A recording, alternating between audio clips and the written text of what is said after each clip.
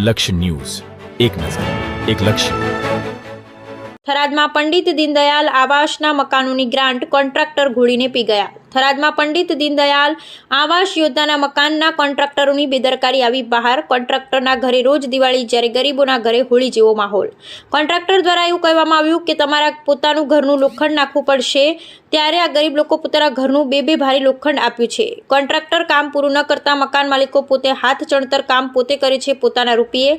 થરાદમાં 2022માં મંજૂર થયેલ પંડિત દીનદયાલ આવાસના મકાનો હજુ અધૂરી હાલતમાં જોવા મળી રહ્યા છે. ત્યારે થરાદના વજેગઢમાં ભરથરીવાદી અને ઓડ 3 ગણાતીના મકાનો સરકાર દ્વારા મંજૂર કરવામાં આવ્યા. અને ત્યારે મીડિયાએ મુલાકાત લેતા જણાવ્યું હતું કે આના કોન્ટ્રાક્ટરો શારદાબેન ભાટી છે અને એ પોતે થરાદ ભાજપના મહિલા મોરચા પ્રમુખ છે. અને ત્યારે જે ભાઈઓના મકાન છે, ભાઈઓ અને બહેનો બધા ભેગા મળી મીડિયા સમક્ષ રજૂઆત કરી હતી. શારદાબેન ભાટીએ એવું કીધેલું કે તમારા મકાન બનાવવાની જવાબદારી મારી છે, જ્યારે મકાન બની જશે ત્યારે હું તમને ચાવી હાથમાં આપીશ, એવું શારદાબેન ભાટીએ મકાન માલિકોને કહ્યું હતું.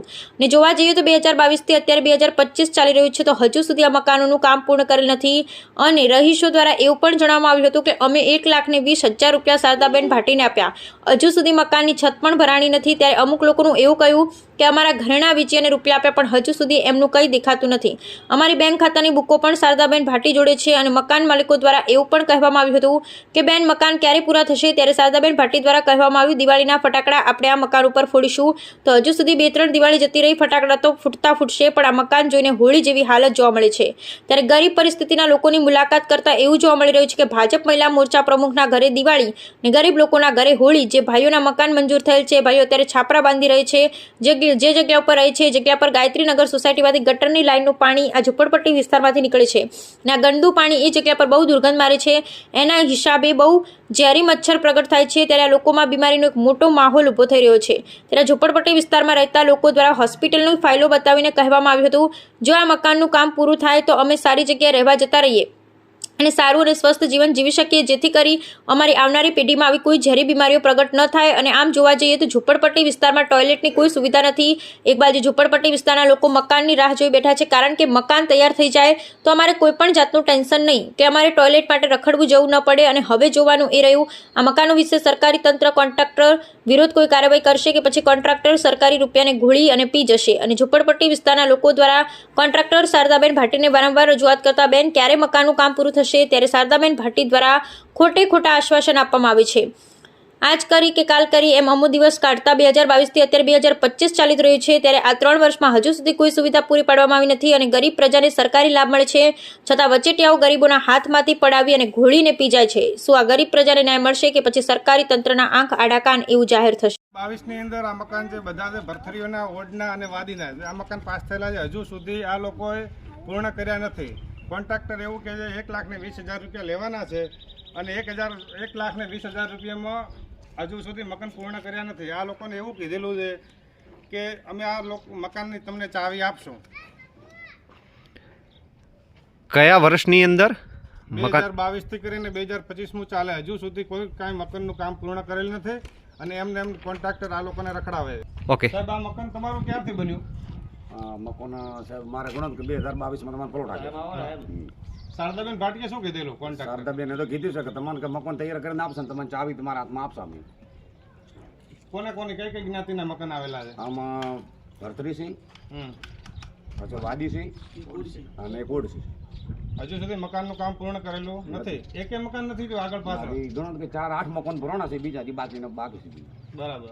તમે કઈ જગ્યાએ રહો છો? અમે પાછળ પાકા મકાન છે કે કાચા? ના, મારે ઢાબુ ભરાઈ ગયું છે. અમારે ભરાઈ ગયું. છાપરા કેટલા જણા?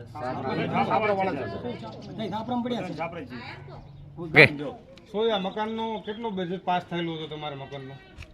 1,20,000. તો પૈસા તમે કોને આપ્યા? શારદાબેન. કેટલા પૂરેપૂરા?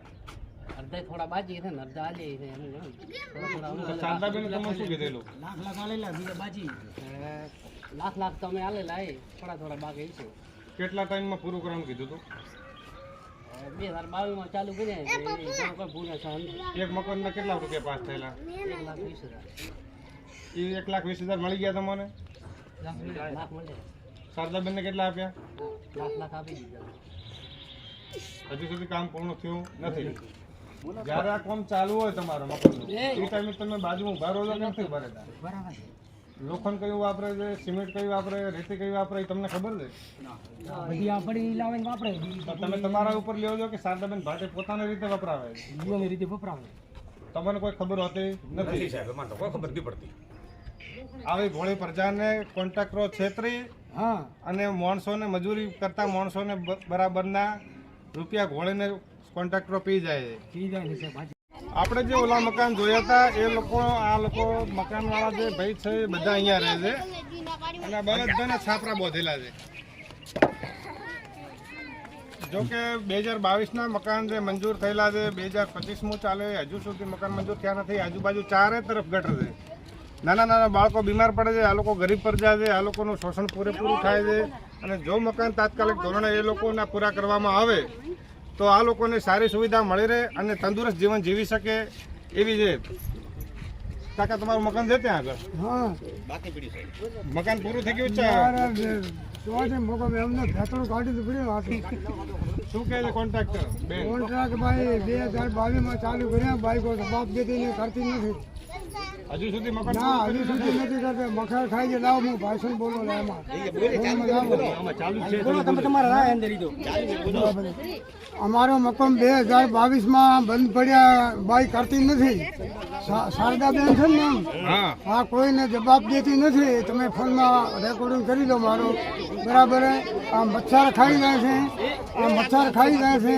કોઈ શાયરો કોઈ અમારો હબળતા નથી, ગરીબોનું કોઈ. હા એટલે તમારે ચોખ્ખું કહી દીધું કે અમારા તમારું મકાન મકાન ત્યાં આવેલું છે? અમારા મકાન ચાલુ કરવામાં આવે મકાન પૂરું તાત્કાલિક. હજી 2022માં ચાલુ કર્યું, હજી 2025ની સાલ ચાલે તો હજી મકાન પૂરું થયું નથી. અમારે સંડા જવાની તકલીફ, બધી ગટર લાઈને તમે કે બાળકોને હોસ્પિટલ ભરીને મરી ગયા. તમે આવા સાપરામ રહો છો? સાપરામરા બધી વાત તકલીફ બેનને કોઈ કીધું જ નથી તમે? બેનને કહીએ કે બેન મકાન પૂરું કરતા નથી. બેન કહે છે કે આ અત્યારે ચાલુ કરીએ, કાલ કારીગર નથી, પરમ દિવસે ચાલુ કરીએ છીએ, એ રીતે બધું કહી એમને 3 વર્ષ કાઢી નાખ્યા. તમે બેનને કોઈ કેવા ગયા જ નથી ના બધા? અત્યારે ખુલ્લામ શૌચાલય જાવ સંડા જવા, એ અત્યારે એ બાવળિયા કાપી નાખે. 1 કિલોમીટર જાય અમારે જેવા જાય પણ હજી માજી ઉભા અહીંયા જવાના અમે કઈ રીતના લઈ જઈએ? તમે સરકારને કોઈ રજૂઆત નથી કરી? તમે કહેતા તમે ગટર લાઈન બતાવો, ચાલો કેમેરા એ બાજુ કરો ભાઈ. ના ના નથી કર્યું. સરકારમાં જોડ નથી કર્યા. તમે જોડ કરીને સાહેબ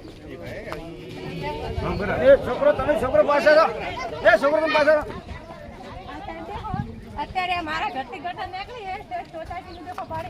આખો દિવસ બાળકો હું ધંધા બીજા ગમે ત્યાં જાઉં તો બાળકો આખો દિવસ આ ગટરમાં રમતા હોય. પછી આ મચ્છરમાં રમે બાળકો બીમાર થાય કે ના થાય. એટલે હવે અમારી એક જ વિનંતી સાહેબ કે જલ્દીથી જલ્દી મકાન પૂરા કરો. અમારા થતા પહેલા મકાન પૂરા થઈ જવા જોઈએ. પડે લઈએ વસ્તીમાંથી મોગી મોગી લઈ આજ અમારે ઘરથી લાવ્યું કરી, ઘરથી લાવ્યું એ રીતના પાણી પડી લાવી.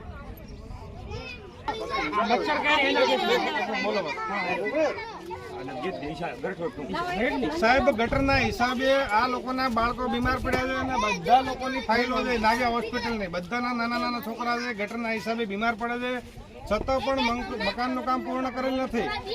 અને જો એ મકાન સારી રીતે પૂરું થઈ જાય તો આ લોકો બીમારીમાંથી સ્વસ્થ જીવન જીવી શકે છે.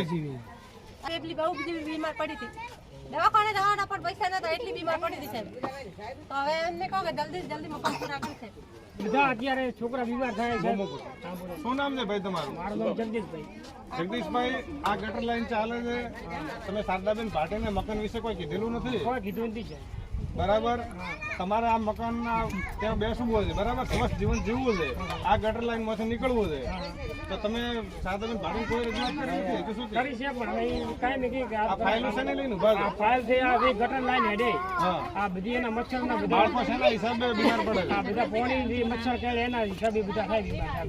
મહિને 10-15 રાની દવા થાય, મહિને.